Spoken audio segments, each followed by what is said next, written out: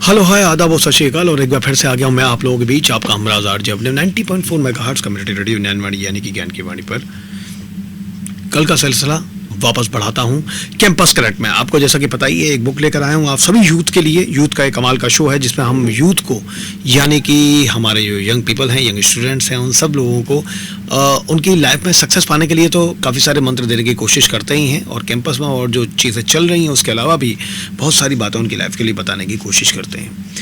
Book चल रही है बुक डू इट एनीवे और अब आगे बढ़ाता हूँ इस सिलसिले को। भाग 19 वाहनों के कारण महंगा सौदा ना करें, पृथ्वी लक्ष्य से वंचित ना रहे। पृथ्वी एक पाठशाला है और यहाँ हम सब अपने अपने सबक सीखने आए हैं। अपने कर्मों का हिसाब किताब चुकाने के लिए हमें पृथ्वी पर आना ही पड़ता है। देवताओं को भी मोक्ष प्राप्त करने के लिए इंसान का जन्म लेना पड़ता है। इस तरह के वाक्य हमने कभी ना कभी ज़रूर सुने होंगे। कभी मन में ये सवाल भी आया होगा कि इन सब के लिए अन्य प्रजातियाँ भी जैसे पेड़ पौधे, पशु पक्षी, कीट पतंगे आदि का जन्म क्यों नहीं और इंसान का जन्म ही क्यों। कुछ लोगों को इस सवाल का जवाब मालूम भी होगा, परंतु ज़्यादातर लोग अध्यात्म की सुनी सुनाई बातों पर ही विश्वास करके उसे चुपचाप मान लेते हैं।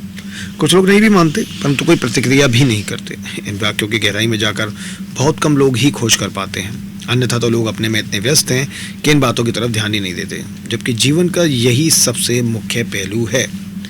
अगर वे इनकी गहराई को पकड़ पाते तो यूं ही बहाने बनाकर अपने जीवन का महंगा सौदा नहीं कर रहे होते, अपने विकास को नहीं रोक रहे होते।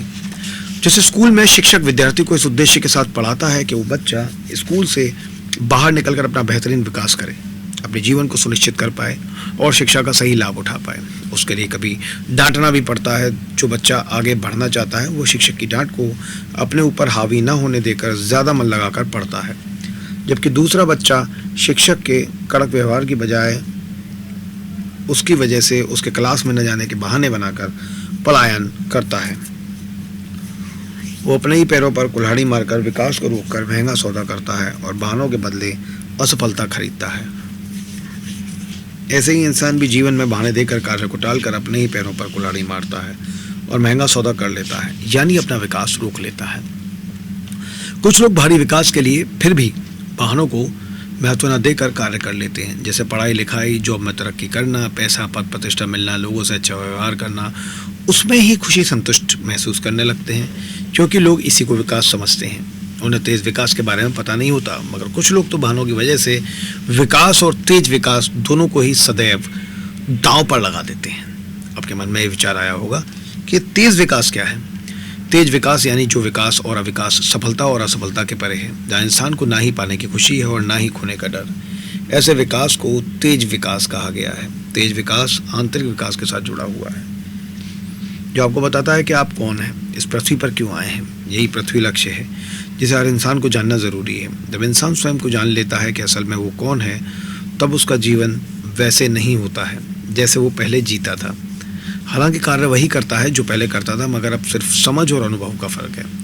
अपने आप को जानने के बाद जो कर्म होते हैं वही आपको उच्चतम की ओर ले जाते हैं। हो सकता है कि आप कहें कि मैं कौन हूँ, ये तो मैं जानता हूँ। अगर आप खुद को पुरुष, स्त्री, नाम, जाति, ओहदे से पहचान बता रहे हैं तो ये मात्र आपके शरीर की जानकारी है, आपकी नहीं। आप शरीर, मन, बुद्धि नहीं है। इसे नीचे दी गई एनालॉजी से जानने की कोशिश करते हैं। आपने अपने आसपास कई पेड़ देखे होंगे।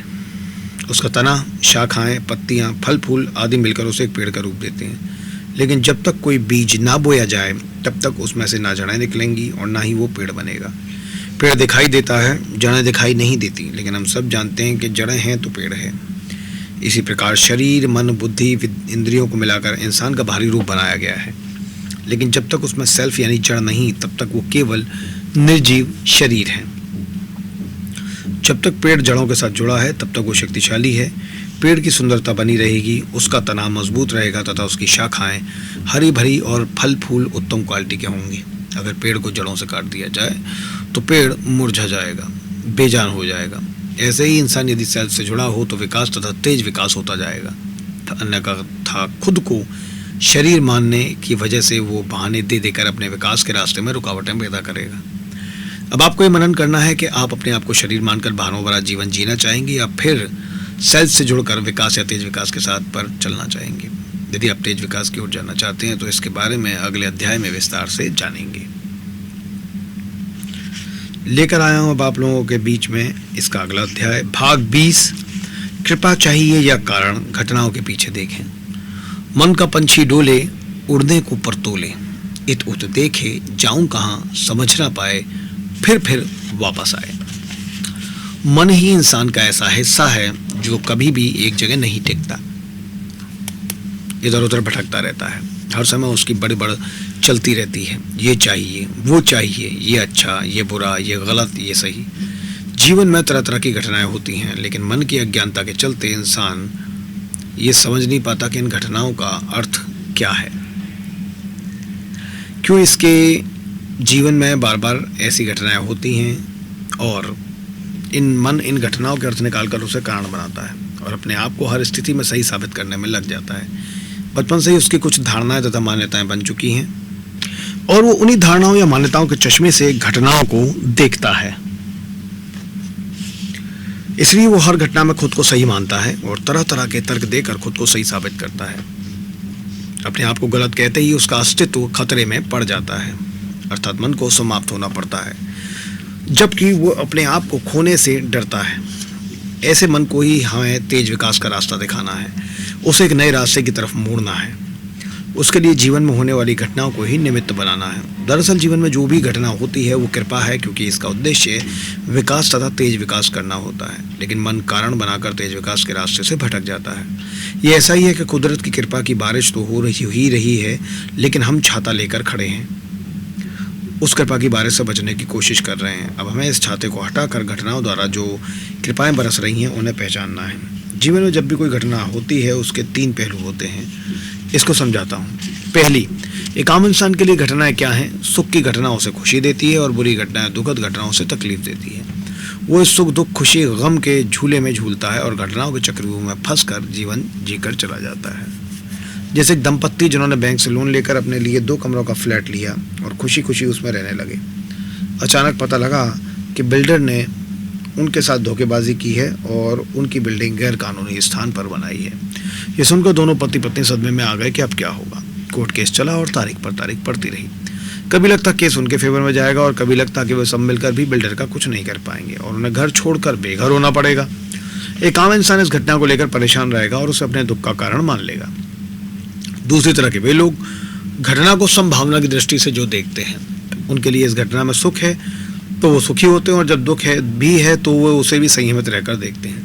वे समझ रखते हैं कि जो भी आज हो रहा है उसके पीछे भी कुछ अच्छा ही होने वाला है। इस तरह की समझ रखने से वे कम से कम विकास के पथ पर रहते हैं। जैसे कि इस घटना में उस दंपत्ति के साथ सबसे अच्छी बात ये थी कि वो बहुत आशावादी थे कि जो भी हो रहा है उसमें कुछ अच्छा ही होगा। उन्हें बिल्डर से भी किसी तरह की नाराजगी नहीं थी, बल्कि वो इसे ईश्वरीय कृपा ही समझकर शांत थे, जबकि बिल्डिंग के बाकी लोग बहुत परेशान थे। कुछ सालों बाद उस दंपत्ति के जीवन में सुखद बदलाव आया। कोर्ट ने अपने फैसले में बिल्डर को दोषी पाया और सजा के तौर पर उसे सभी लोगों को नई जगह पर बड़ा घर बनाकर देने का आदेश दिया। दूसरी तरह के लोग ये समझते हैं कि अगर वह संयम रखते हुए घटना को देखते हैं तो हर घटना विकास की तरफ ले जाने वाली ही होती है, यानी हर घटना में विकास ही होता है। तीसरा, इसके अलावा भी घटना को देखने का एक तीसरा पहलू भी है। ऐसे लोग भी होते हैं जो इन घटनाओं को निमित्त बनाकर सेल्फ पर जाते हैं। वे समझ के साथ घटना को देखते हैं कि घटनाओं के द्वारा जो भी हो रहा है वो उनके साथ नहीं बल्कि इस शरीर और मन के साथ हो रहा है और वो इन सबसे अलग है। उनके लिए घटना को देखकर उसमें से बाहर आना आसान होता है, क्योंकि वे सबको अलगाव की दृष्टि से देखते हैं। हमारा लक्ष्य तेज विकास तक पहुंचना है। इसके लिए आध्यात्मिक मार्ग पर चलना है और जब तक हम वहां नहीं पहुंचते तब तक बिना बहाना दिए विकास की तरफ चलते रहो। आज आप जिस भी स्थिति में हैं उसके द्वारा आप अपने जीवन की घटनाओं को दूसरे पहलू तक तो देखना सीखें। कम से कम इतनी समझ तो रखें कि हर घटना आपके विकास के लिए निमित्त है और इस घटना में कुछ ना कुछ अच्छा ही होने वाला है। अतः हर घटना में अपने आप से आप सवाल पूछें, कृपा चाहिए या कारण? कुदरत के द्वारा आप पर जो कृपाएं हो रही हैं उन्हें पहचान कर घटनाओं को संभाव में रहते हुए देखें। आप लोगों के पास लेकर आया हूं भाग 21, बहाना देने की शुरुआत, शरीर के चिपकाव से मुक्ति। अपने छोटे बच्चों को देखा होगा कि वो कैसे अपनी माँ की गोद में जाने पर सुरक्षित महसूस करते हैं और खतरे की भनक मिलते ही माँ की गोद में मुंह छुपा लेते हैं। ईश्वर ने सभी जानवरों तथा इंसानों के अंदर सुरक्षा की भावना का वरदान दिया है ताकि वो इसका इस्तेमाल करके लंबे समय तक अपना जीवन जी सके। लेकिन इंसान ने अपने इस वरदान को शरीर के कंफर्ट के साथ जोड़ दिया और अति में चला गया, जिससे वरदान उसके लिए अभिशाप बन गया। अपने आप को शरीर मानकर इंसान अपने कंफर्ट के साथ इस कदर जुड़ गया है कि केवल उसे छोड़ने के विचार मात्र से ही वो घबरा कर असुरक्षित महसूस होने लगता है। असुरक्षा से बचने के लिए धीरे धीरे इमोशनल ब्लैकमेल करना, कपट करना, झूठ बोलना, ये सब उसकी आदत होती है। यहीं से उसके बहानों की शुरुआत होती है और बन जाती है। कंफर्ट जोन के खिंचाव की वजह से इंसान फिर कामों से बचने के लिए अलग अलग जगहों पर बहाने देने में माहिर हो जाता है। कल आपके पास लेकर आता हूँ भाग 21 बहाना देने की शुरुआत को और कंटिन्यू करता हूँ बुक डू इट एनीवे। तब तक के लिए बने रहिए हम लोगों के साथ ज्ञानवाणी 90.4 मेगाहर्ट्ज़ पर। Thank you so much.